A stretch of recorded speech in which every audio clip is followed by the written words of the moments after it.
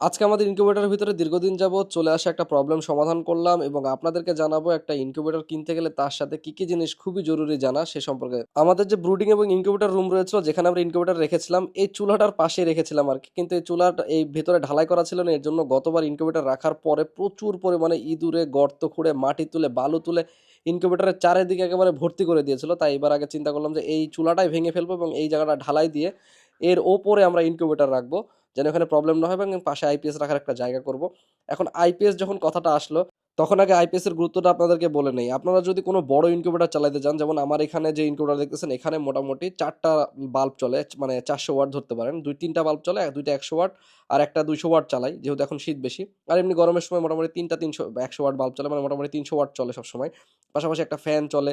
এরকম 400-500 ওয়াট যখন একটা ইনকিউবেটরে বা মানে বাল্বে চলবে তখন সেখানে আপনাকে অবশ্যই একটা আইপিএস কিংবা জেনারেটরের ব্যবস্থা করতে হবে। এখন অনেকে বলতে পারেন, ভাই জেনারেটর লাগে না ভাই, আমার তো চলে, আইপিএস লাগে না, ওইসব এমনিতে চলে। ভাই ওইগুলা করলে আপনার ইনকিউবেটরের ডিম নষ্ট হবে 100%। তাই আপনাকে এই মেশিন কেনার আগে, মানে ঘোড়া কেনার আগে চাবুকের ব্যবস্থা করতে হবে। নতুবা আপনি এই ইনকিউবেটর ভাই কেনা যায়, একটা ইনকিউবেটর 15,000 20,000, একটা খামারি একটু বড় খামারি হইলে এগুলো কোনো বিষয় না, 30-40,000 50,000 1 লাখ টাকা দিয়ে ইনকিউবেটর কেনা যায়। কিন্তু তার আগে এই যে প্রতিদিন যে পেট্রোল পোড়াবেন আপনি, হ্যাঁ, এবং রাইট টাইমে আসলে জেনারেটরকে চালু করতে হবে।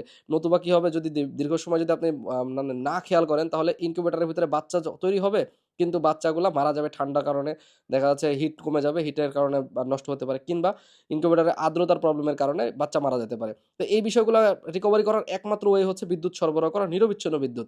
এটার জন্য আপনাকে কোনো বিকল্প নেই আইপিএস কিংবা জেনারেটর। তো এই জিনিসটা মাথায় রাখেন না অনেক খামারি, যারা নতুন খামার শুরু করে মনে করে ইনকিউবেটর তো কিনলাম, কিনলেই হয়ে গেল, আমি এখানে শুরু করলেই হয়ে যাবে। আর অনেকে কি আছে এরকম মেশিনগুলোতে এসিডিসি সিস্টেম করে। ভাই একদম ক্লিয়ার কাট কথা, এসিডিসি যে ছোট ইয়ার বাল্বগুলা, এখানে আমার ইনকিউবেটরে এখন অলরেডি 400 ওয়াট চলতেছে, দুইটা 100 ওয়াট এবং হচ্ছে একটা 200 ওয়াটের হচ্ছে আপনার বড় বাল্ব।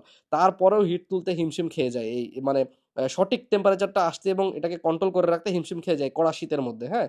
তো সেখানে আপনার এই ছোট ছোট টুনি বাল্ব দিয়ে কি হিট হবে বলবেন। এটা এসিডিসি হবে, বাট এসিডিসি সার্ভিসও দিবে, বাট কিন্তু আপনি পাবেন না, এটার টেম্পারেচার পাবেন না ভাই, হ্যাঁ। তো এসিডিসির ওই ব্যাটারি লাগাই ছেলে খেলা করা পসিবল না। ইনকিউবেটরের ডিম নষ্ট হবে, আপনার টাকা নষ্ট হবে, মানুষের তো কোনো কিছু যায় আসে না। ছোট বডির ইনকিউবেটর হলে এসিডিসি মানায়, বাট এগুলোর ক্ষেত্রে এসিডিসি মানায় না। তাই যদি আপনারা একটু বড় সাইজের ইনকিউবেটর নিতে চান তাহলে অবশ্যই আপনাদেরকে এসিডিসি কথা বাদ দিয়ে আপনাকে আইপিএস কিংবা জেনারেটরের ব্যবস্থা রাখতে হবে। তবে আমরা একটা ছোট সাইজের ইনকিউবেটর তৈরি করতে যাচ্ছি যেটার মধ্যে ডিম অনেক বেশি আসবে, 300 থেকে 400, বাট বডির সাইজটা ছোট হবে, শেপটা ছোট হবে, এবং ওইটার মধ্যে এসিডিসি দিয়ে আমরা ফুল কভার করার চেষ্টা করতেছি। এখন আমরা 100% সাকসেস না, হয়তো সাকসেস হলে আপনাদেরকে জানাবো। তো আমাদের এই ইনকিউবেটরটা মূলত কি হয়েছিল, আমাদের ইনকিউবেটরটা ওই পাশে দেখতে পাচ্ছেন আমাদের হাউস ছিল, হাউসটা ব্লাস্ট হয়ে পানিতে এটা ছিটকায় পড়ছিল এবং এর মধ্যে পানি ঢুকছিল, আমার কন্ট্রোলারের মধ্যে পর্যন্ত পানি ঢুকছে এবং ওইটার কয়েকটা কাটা আর কি কেটে যায়। তো এর ফলে কি হয়েছে, এর ভেতরে যে আমার যে ওয়্যারলিংগুলো আছে ওয়্যারলিংগুলোর মধ্যে পানি টানি যে তারমার এবং আমার যে হোল্ডারগুলো সেগুলো খুব মানে বাজে অবস্থা হয়ে যায়। এর মধ্যে বাড়িতে একটা শর্ট সার্কিট ছিল, ওই শর্ট সার্কিটের কারণে বাল্ব টাল্ব কেটে পুড়ে আমার ওই হোল্ডারগুলো নষ্ট হয়ে যায়।